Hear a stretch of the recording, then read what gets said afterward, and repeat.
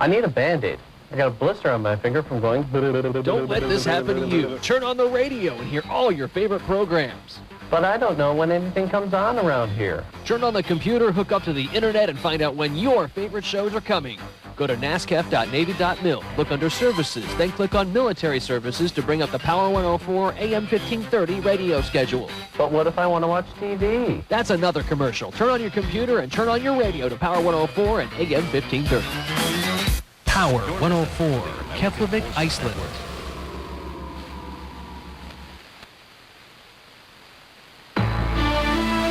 CNN Radio News. I'm Ed McCarthy. The FAA may suspend Alaska Airlines Authority to conduct heavy maintenance on its own aircraft. It's a move that could lead to the shutdown of Alaska Airlines.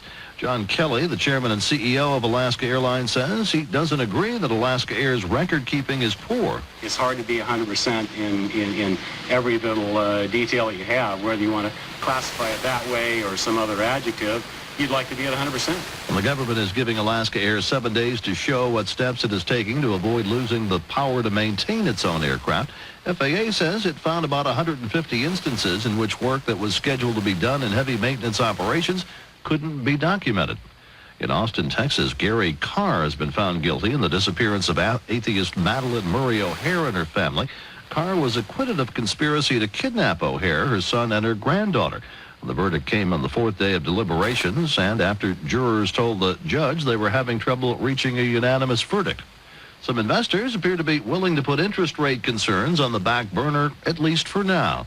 CNN-FN's Rhonda Schaffler reports the Dow was up 142 points, the NASDAQ higher by 230. A blockbuster rally on Wall Street was inspired by a surprisingly weak jobs report that had traders talking about the fact that perhaps interest rates have peaked. Technology names were big winners. The most actively traded stock was Motorola, which rose on a stock split, and brokerages also were sharply higher. Rhonda Schaffler, CNN-FN at the New York Stock Exchange. Tobacco companies told a U.S. District Court judge that the federal government lacks authority to seek reimbursement of hundreds of billions of dollars it spent on tobacco-related illnesses. The judge must decide whether to dismiss the suit or allow it to go to trial. She indicated that she won't rush a decision, saying it'll be a long, hot summer. This is CNN Radio News. You know what they say, where there's a will, there's a way. Don't you really mean when there's a will, there's a way? Do I? It's only when you have a will that you have a way to keep your personal property or estate in order in the event of your death. Every adult should consider a will, and husbands and wives should each have one. Parents of minor children should each have a will because it's the primary way to select a guardian in the event of death. My estate isn't worth much. No matter. Contact your legal assistance office to see if you need a will, because when there's a will, there's a way. Anytime you go hiking, it's a good idea to plan ahead. But that's especially true here in Iceland, where hikers face challenges they may not be used to. In order to have a safe trip when you go hiking, follow these simple guidelines. Always plan your route in advance. Make a plan of where you're going and when you are leaving. Make sure you have proper clothing, including footwear, gloves, and earmuffs or a wool cap. Bring plenty of water. Tell someone else where you are going and how long you plan on being gone. Following these guidelines increases your chance of having a safe hike, as well as the chance of being rescued if anything does go wrong. For more information on how you can be safe and have fun in the local countryside, call the safety office at extension 4417. Here's a look at your NASCAF notepad. The base gym offers boot camp fitness classes Mondays, Wednesdays, and Fridays from 5:30 to 6:30 a.m. beginning June 28th. Get back to basics with jumping jacks, push-ups, crunches, and come prepared to sweat. It's a high-intensity, energy-packed workout. Craft Tech offers new woodshop hours. They're Tuesdays from 10 a.m. to 10 p.m. For more information, call the Craft Tech extension 2298. AP Network News. Good morning. I'm Ed Donahue.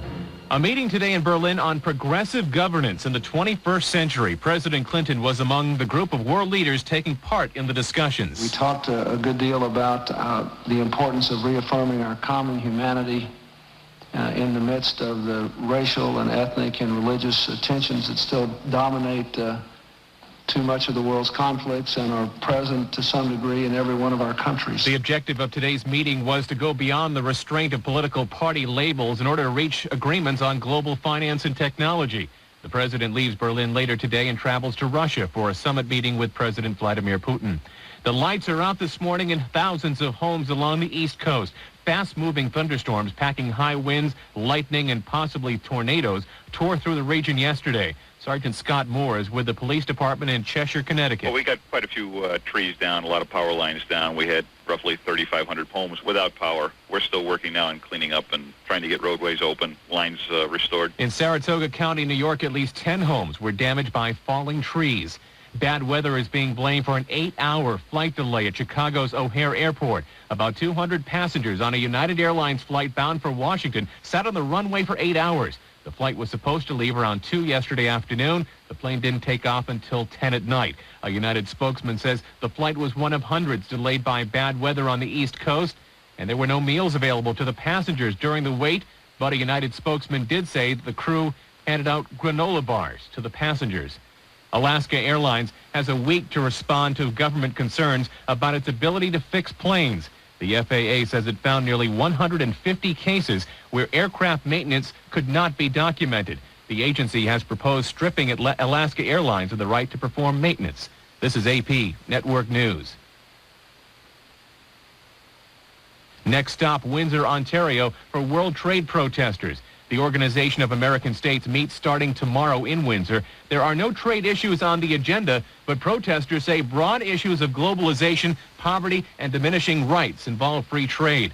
More from correspondent Jim Irwin in nearby Detroit. The information from the protest organizers' website indicates that there will be hundreds, if not of several thousand. We have yet to see that materialize, at least on the Detroit side of the border. A group called the Coalition to Shut Down the OAS held a workshop yesterday discussing issues such as protesters' legal rights and dealing with pepper spray.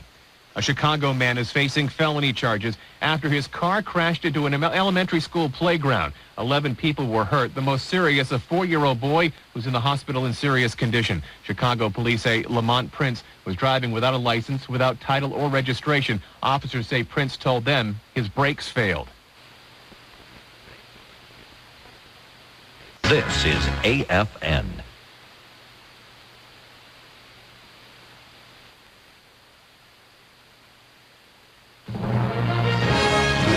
AP Network News. I'm Nancy Lyons. President Clinton is on his way to Russia to talk nuclear missile defense strategy with the new Russian president, Vladimir Putin. White House correspondent Mark Smith says their meetings will be a first chance for Clinton and Putin to size each other up. Where Boris Yeltsin was big-hearted, talkative, and, to put it politely, unpredictable, Vladimir Putin is serious, well-briefed, and chooses his words carefully. In short, he's what you'd expect from a 47-year-old former agent of the KGB. But since he was plucked from obscurity by Yeltsin last year, Putin remains a largely unknown quantity to the U.S. officials who've just begun dealing with him. During their talks, Clinton is hoping to ease Putin's concerns over a proposed U.S. missile defense shield. Imagine 8 hours on the tarmac with only granola bars to eat. That's the story 200 United passengers are telling after being delayed on their trip from Chicago to Washington. Correspondent Jonathan Lipman says bad weather was the problem. They were weather delayed originally. They had to return to the gate twice. Once they ran out of fuel, and once one of their flight crew reached their legal limit by FAA rules. But the original reason was that flight controllers delayed the flight because of the storms all down the East Coast. Well, thousands of East Coast residents are still without power from that line of fast-moving thunderstorms that packed lightning, high winds, and possible tornadoes. Spokesman for the Northeast Utilities in Connecticut says 65,000 people were without electricity overnight. In Cheshire, Connecticut, a lot of roads were shut down as well. We have several that are still closed. We have utility crews out and highway crews trying to clear trees. It's going to be hours yet before we get them open. That's Cheshire Police Sergeant Scott Moore. There is more trouble for Alaska Airlines. The government is giving the carrier 7 days to correct problems with documented maintenance on its airplanes. If the problems are not corrected, the government is proposing to strip the carrier of its right to fix up its own aircraft. This is AP Network News. A key issue at this weekend's convention of the Reform Party of California is the influence of those who bolted the GOP to back Pat Buchanan's presidential bid. Brian Bland has the latest from Los Angeles. The convention will hear from Buchanan and two lesser-known candidates today. Convention spokesman Brian Stransky says Buchanan's backers are making their presence felt. Some people kind of resent the influx of the Buchanan Brigaders, but they feel that the Reform Party is something that they built. They're not sure if they necessarily trust all the new folks coming in. Stransky says Buchanan's people may focus on some social issues the Reform Party hasn't dealt with, but like the long-term party members, they oppose free trade and the IRS and want restrictions on immigration, so they are welcome. Brian Bland, Los Angeles. Protesters are pledging to do their best to sabotage the Organization of American States Conference that gets underway in Windsor, Ontario tomorrow. The demonstrators include veterans of anti-trade street battles in Seattle and Washington.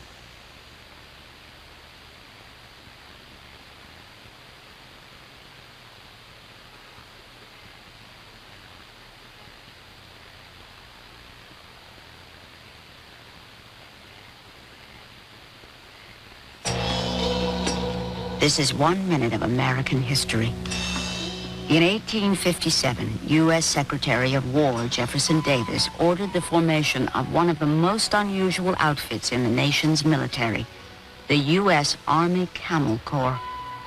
A military supply route on camelback between the New Mexico desert and California was a great success.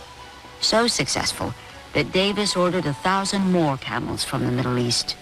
But when Civil War broke out, Jefferson Davis assumed the presidency of the Confederate States, and the project was canceled.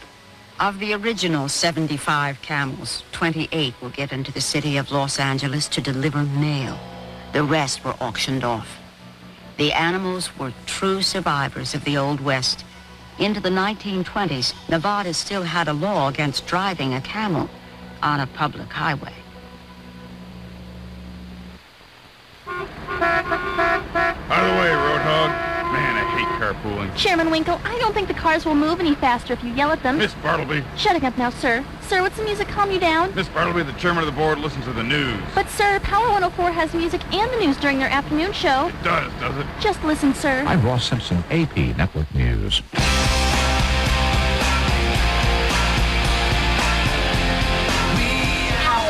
104 FM, hot as lava, cool as ice. CNN Radio News. I'm Indra Sybil. President Clinton is in Moscow preparing to sit down for a working dinner with Russia's President Vladimir Putin. The hot topic in this weekend's summit, arms control. Mr. Putin opposes Washington's plan to build an anti-missile defense system.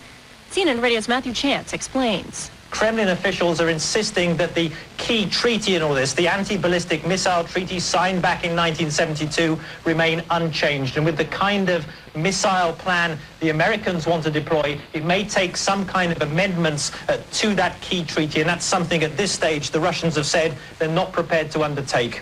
In his weekly radio address, President Clinton discussed the digital divide, saying he's pleased with the progress made in getting the nation's schools online. In 1994, only 35% of our schools had any internet connection. Today, 95% do. Mr. Clinton says teachers do need more computer training. Severe storms overnight on the eastern coast. In New York and New Jersey, a number of homes were damaged. Power outages for thousands in Connecticut. Sergeant Scott Moore for the Cheshire Police Department describes the damage.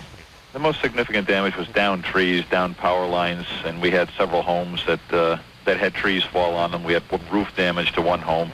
Those storms caused a number of flight delays yesterday. One United Airlines flight bound for Washington set on a runway for 8 hours in Chicago. Alaska Air says it will continue to fly. Federal officials have given the carrier 7 days to correct problems in its maintenance and repair operations. If no change is seen, the airline could lose its authority to repair its own planes. Anti-free trade demonstrators are planning to stand their ground in Windsor, Ontario. The Organization of American States begins a 3-day meeting there tomorrow. This is CNN Radio News.